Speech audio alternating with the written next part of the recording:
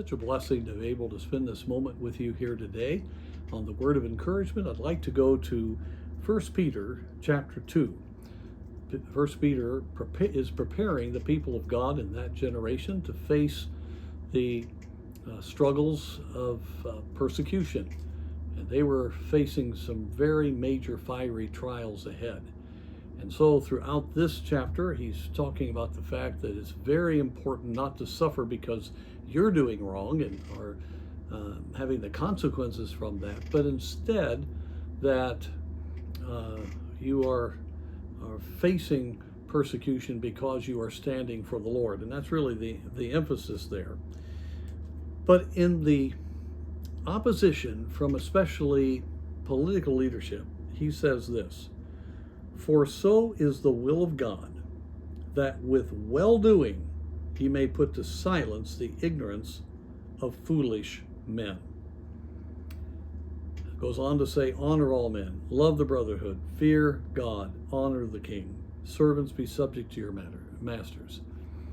One of the ways to stay encouraged is to know that you are responding right to other people, that you are in the will of God by walking according to the power of the Spirit and showing forth the love of God, not reacting, not putting yourself first, not trying to advance yourself, not trying to get even, but instead your heart is the best for others. And when you have that kind of a spirit and are involved in that kind of ministry to others, you will put to silence the ignorance of foolish men. You know, oftentimes we see godly ministries get hit by unreasonable political forces. And yet, if that ministry, those people will do right, not react, trust the Lord, seek Him, spend time genuinely interceding, it's amazing. Over and over and over and over, you see God put to silence the foolish men.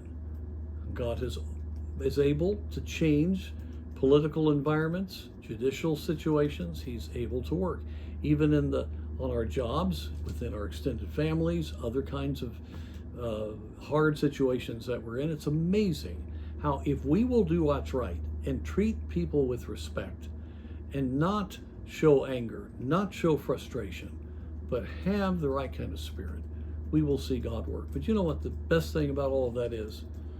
The best thing is that inside we have the Spirit of God giving us the love of God, the gentleness, the goodness, the long-suffering. And there is encouragement from the reality of God's presence and His control over our fleshly spirit. And that just lifts our spirit more than anything, to have that kind of attitude. And so may God help us in the midst of the pressures of life to do that which God considers good by the Holy Spirit's power. And then God can work. And what an encouragement to see God deliver.